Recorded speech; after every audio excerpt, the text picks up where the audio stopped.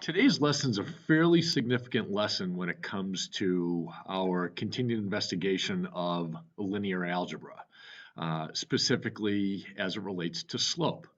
Up until this point, we've actually been left with only the choice of, if we want to find the slope of a line, either having the line already graphed for us and then counting rise and run, or in the case of having two ordered pairs, being able to plot those 2 points, graph the line, and then count rise and run. So to give you a sense, if this was a point if these were 2 points that were given to us, here's my coordinate plane. I know I could plot 10, 2. I know I could plot 4, -1. So we'll just say 10, 2 is there, and we'll say 4, -1 is there. And then we could graph our line. And then we could count our rise. Don't forget, our rise is our vertical change, and then we could count our run, our horizontal change. But that seems like a whole lot of work. So this is a crowning moment for us. We're actually going to be able to eliminate all of this work because we are going to get introduced to a formula today that takes care of the need or eliminates the need for plotting the points, graphing the line, and counting rise and run. And that's called the slope formula. So as we know, slope is represented by m. Don't forget that. And the formula that we're going to now use in place of all this when we're given two ordered pairs is we're going to say that slope, or the formula for slope, is m equals y2 minus y1 over x2 minus x1. Now I want to make it clear that these little numbers here, these are not exponents. So y2 is not the same as saying y squared. Y squared would say take whatever y is and raise it to the second power. Y2, what we call the subscript, is just a way of helping us differentiate between, in this case, the y coordinate for one ordered pair, let's call it -1, from the y coordinate for another ordered pair, which we'll call 2. Likewise, the x2 helps us differentiate between the x coordinate for one point, which we can see, or we can call 4, from the x coordinate for a second point, which we'll call 2. Which we'll call 10.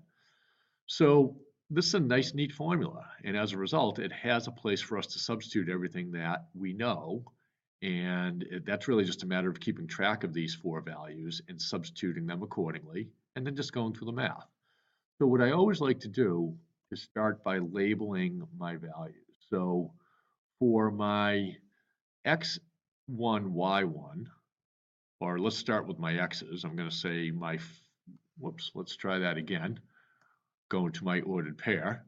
For my ordered pairs, I'm going to consider the x coordinate for the first point as my x1 and the x coordinate for my second point, x2. Likewise, going back to my first ordered pair, I'm going to consider the y coordinate for my first point, y1, and the y coordinate for my second point, y2. And now everything is going to have a nice place to get substituted into. You can see my x1 is going to, let's try that again. My x1 is going to just map down to the x1, or I guess more importantly is going to map down to the x1 down in our formula, the x2, where the x2 is in our formula, the y2, the y1 respectively. So until you really get this formula memorized, I want you to start out by writing the formula every single time. So we'll start by labeling the ordered pairs when we have them, x1, y1, x2, y2. We'll write the formula, and now we'll begin to substitute. So let's do the substituting of the values that we know. Well, if y2 I have labeled as -1, I'm going to say -1.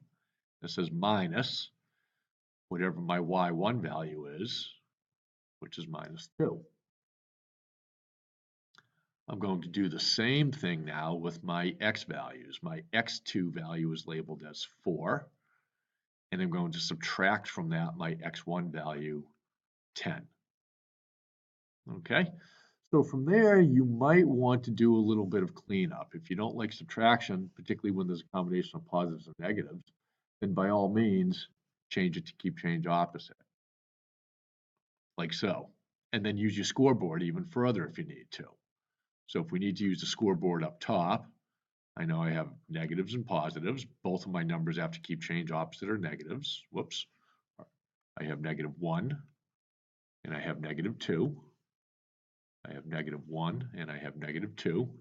So that's going to give me -3 up top. And likewise, I can do that on the bottom as needed using my scoreboard. So, just for the practice, we haven't seen the scoreboard in a while. I know that my 10 is negative, my 4 is positive, my bigger number is going to be negative, and I'm just going to subtract those. 10 minus 4, that should give me -6, correct? Okay, so we went through labeling the points, substituting the values, solving, and when it comes to slope, we should already know this, but just as a reminder, we will reduce, but if it's an improper fraction, avoid the temptation to turn it into a mixed number, but we'll get rid of the double negatives as we need here. So we know by the time we're done that -3/6 should be a slope, which will say m equals of 1/2. And we're done with it. Okay, so you can see this is a very straightforward process. And I think after doing it just a handful of times, you're going to discover that it's a much quicker and simpler solution to having to go through the process of plotting the points and graphing the lines. Okay, so let's go through, we're going to go through 2 more together, and then I'll leave the other 2 on your own. Okay, so first step. As I said, first step, you will always label the ordered pairs. Then you'll go back and write your formula and substitute, and then you'll solve, and then you'll calculate or solve, and then you'll reduce, okay? So let's see. First x coordinate is my x1. Second x coordinate is my x2. First y coordinate is my y1. Second y coordinate is my y2. Until I get this formula memorized, I'm going to write it down. M equals y2 minus y1 over x2 minus x1. And now we're going to substitute everything in its respective place. So let's see, my y2 value, -1 minus 3. I'm sorry, you can already see, and this is why it's important to label things accordingly. Minus 5. Y2 minus y1, -1 minus 5, over x2, 6 minus 3. If you can do the math in your head, there's no need to do the scoreboard, so let's just take it through. Let's see, -1 minus 5, that's going to get me even more negative. That's going to give me -6. 6 minus 3 is going to give me 3. I should be able to tell by the calculation I have, a negative over a positive, I'm going to get a negative outcome. And this is the one time that we won't leave our answer in a fraction because this reduces to an integer. We should see that m, our slope, will be -2 here. Okay, so there you have it. Let's do one more. Let's do one more together. So I know I'm going through this fairly quickly, but you can see where this is formula driven, it's actually a very straightforward process, and it all hinges upon taking the extra couple of seconds and labeling your values, your coordinates, with the x1, y1, the x2, y2. Because once you have everything labeled, it's very clear where everything goes.